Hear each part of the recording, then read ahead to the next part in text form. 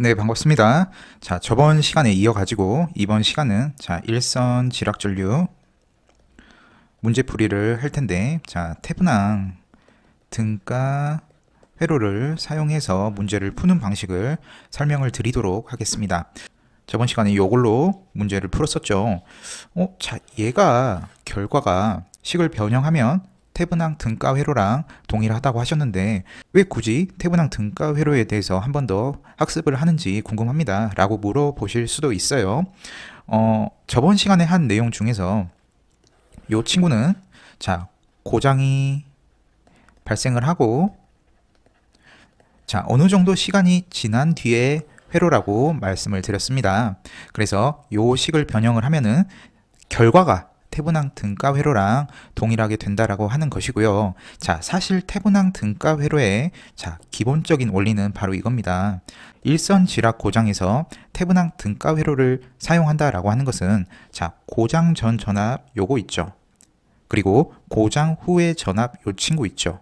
그리고 고장 전의 전압 역상회로에서 요 전압 보이시죠? 그리고 역상회로에서 고장이 발생하고 난 뒤에 전압 있죠? 그 다음에 영상회로에서도 고장 발생 전, 직후라고 생각하셔도 좋습니다. 그리고 영상회로에서 고장이 발생하고 난 다음에 전압 강압은 요 친구들이 있습니다. 그래서 얘네를 결합해서 만든 것이 바로 태분항 등가 회로가 되겠습니다. 그래서 단순하게 얘만 고려해서 식을 변형하면 결과적으로는 같긴 하지만 접근하는 방식은 태분항 등가 회로랑 조금은 차이가 보인다라는 거죠. 결론을 한번 내드릴게요. 접근 방식은 다르나 결과는 같다라는 거죠. 그래서 이 친구 세 개 있죠. 여기에서 얘네는 고장 직전, 고장 직후라고 생각하셔도 상관이 없습니다. 여기에다가 전압 변동분 델타 V를 반영해서 새로운 전압이 나오겠죠.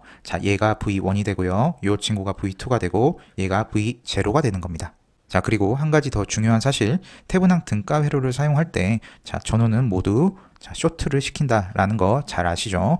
여기까지 잘 짚어주시고요. 좀 더 자세한 내용에 대해서 살펴보도록 하겠습니다. 우리 부하 전류를 무시한다라고 했기 때문에 여기 고장 전에 VF라는 전압이 걸려 있는 상태죠. 이 전압은 고장 직전, 고장 직후가 동일한 전압이 됩니다. 여기에 부하 전류를 무시한다라고 했기 때문에 여기에 있는 전압을 뭐로 잡아야 합니까? F로 잡아야 하고요.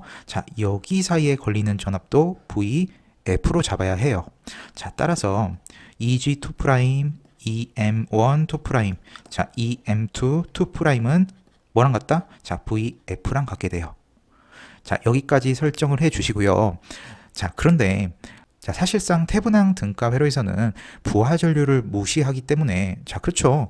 얘네를 전부 어차피 쇼트를 시킬 거니까 의미를 갖진 않겠죠. 사실은 태분항 등가 회로를 사용한다 하면요. 그래서 고장 발생 직전 직후에는 고장점이 VF로 일정하게 유지된다라는 거죠. 그리고 고장 발생 직전 직후에는 영상회로, 역상회로에 고장점 전압 있죠. 얘가 존재를 할까요? 당연히 존재하지 않겠죠. 따라서 0V가 됩니다. 얘도 마찬가지예요. 됐습니까?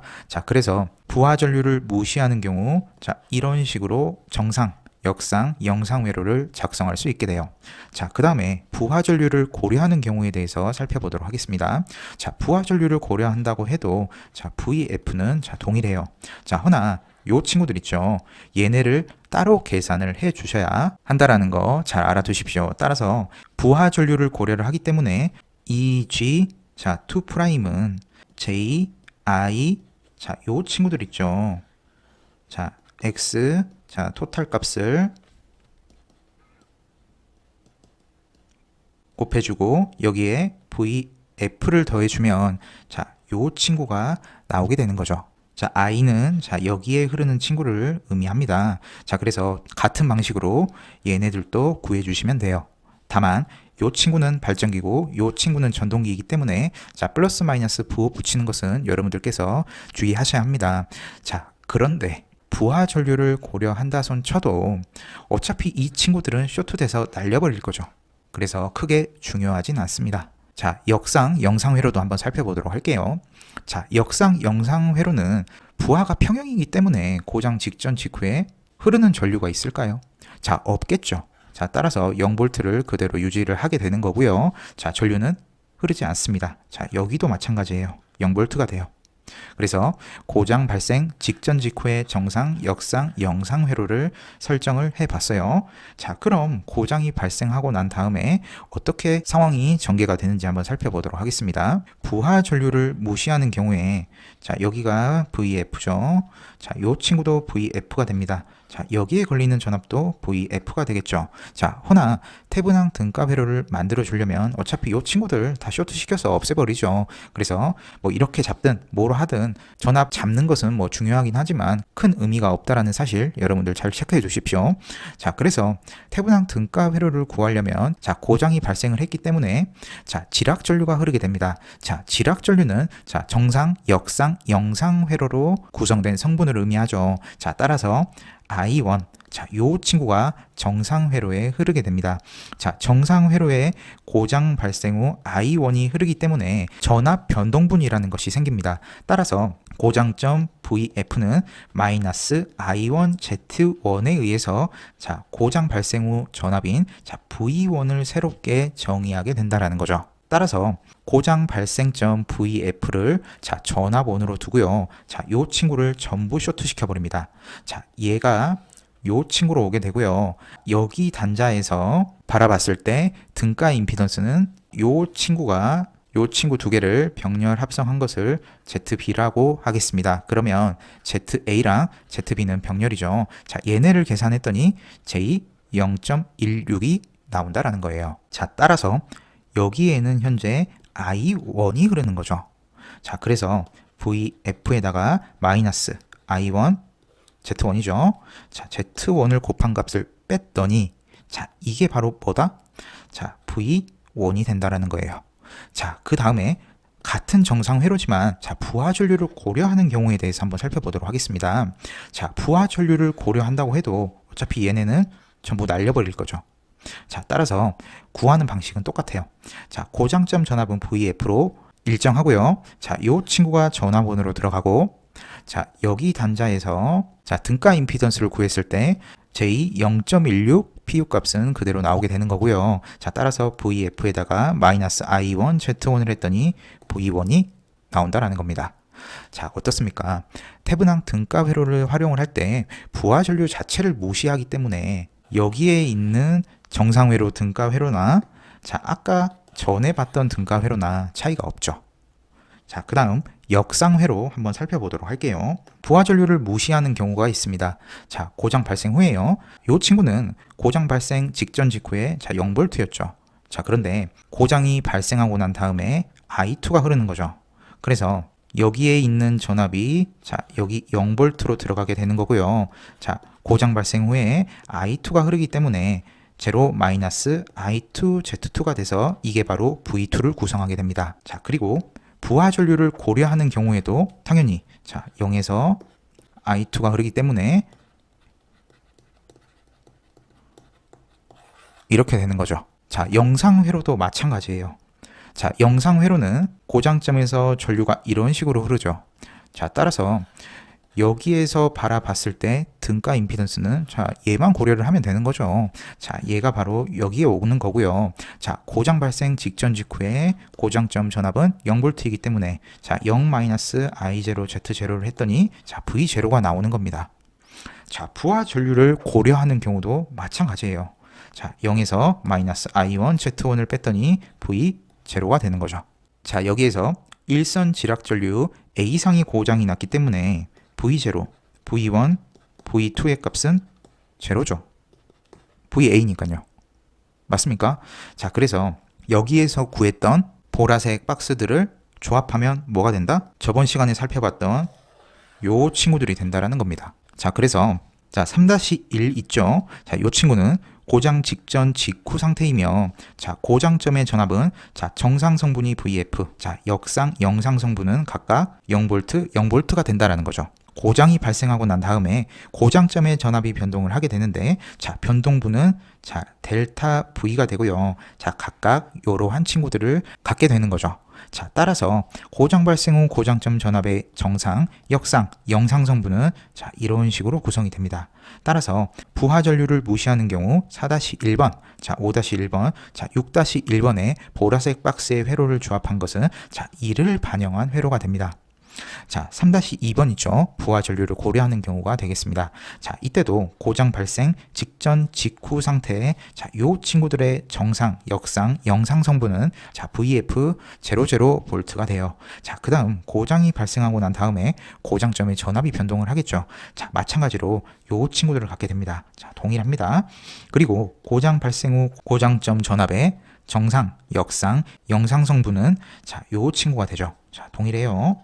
자, 그래서 부하 전류를 고려하는 경우에 자, 4-2, 5-2, 자, 6-2에 자, 보라색 박스를 조합한 것이 바로 이를 반영한 회로가 됩니다. 자, 그랬더니 자, A나 B나 어떻습니까? 자, 태분항 등가 회로는 자, 동일하죠. 자, 그리고 A, B에서 자, 여기 있죠. 태분항 등가 회로를 만들 때 전원을 전부 쇼트를 시키죠. 자, 따라서 A, B의 태분항 등가 회로 요 친구들은 동일할 수밖에 없죠. 즉, 부하 전류를 제외한 고장 전류를 정하는 것은 자, 고장 직전, 직후의 고장점 전압 VF이기 때문에 요 친구가 정말 중요한 역할을 하게 됩니다. 자, 그리고 A, B의 태분항 등가 회로는 당연히 부하 전류를 제외한 고장 전류 성분만 나타낸다라는 거죠. 자, 어떻습니까? 자, VF가 전화번이 되고 자, Z1이 있고요. 그 다음 Z2가 있고요. Z0가 있죠. 자, 얘네를 이렇게 연결할 수 있는 근거는 자, V0, V1, V2가 제로라는 일선 지락 전류 가정이 포함이 되기 때문입니다. 자, 얘가 바로 VA가 돼요. 그래서 여기에 흐르는 전류는 어떻게 됩니까? 전부 부하 전류를 제외한 고장 전류밖에 없다라는 거죠. 자, 됐습니까? 자, 그 다음에 삼상 단락 전류를 태분항 등가 회로로 한번 풀어볼게요. 자, 여기에서 이렇게 넘어갈 때 자, 전원을 전부 쇼트 시켜버립니다. 자, 그리고 고장점 전압인 VF가 자, 전원으로 들어가게 되는 거고요. 자, 여기에서 바라본 등가 임피던스를 여기에 이렇게 넣게 됩니다. 그리고 여기 단자 전압이 뭐가 되죠? 자, V1이 되겠죠. 자, 그런데 V1을 왜 이렇게 쇼트를 시켜 놓으셨나요? 라고 물어보실 수도 있죠. 자, 그래서 제가 삼상 단락 전류 고장식을 한번 가져와 봤어요. 자, 삼상 단락이기 때문에 VA, VB, VC는 전부 제로가 되어야 합니다. 자, VA는 이런 식으로 쓸 수가 있고요. VB는 이렇게 쓸 수 있죠. 그리고 VC는 자, 이런 식으로 쓸 수 있습니다. 맞습니까? 자, VA, VB, VC가 각각 모두 제로이기 때문에 세 개를 전부 더하면 당연히 제로죠. 따라서 VA, VB, VC를 더했더니 제로가 된다. 여기에서 얘네를 보면 이렇게 되죠. 자, 얘는 0이죠. 그래서 삭제가 됩니다. 자, 얘네도 마찬가지예요. 삭제가 돼요. 그래서 3V0가 제로가 돼요. 그럼 당연히 V0가 날아가겠죠. 자, 그래서 V0 더하기 V1 더하기 V2는 제로죠. 자, 얘가 제로죠.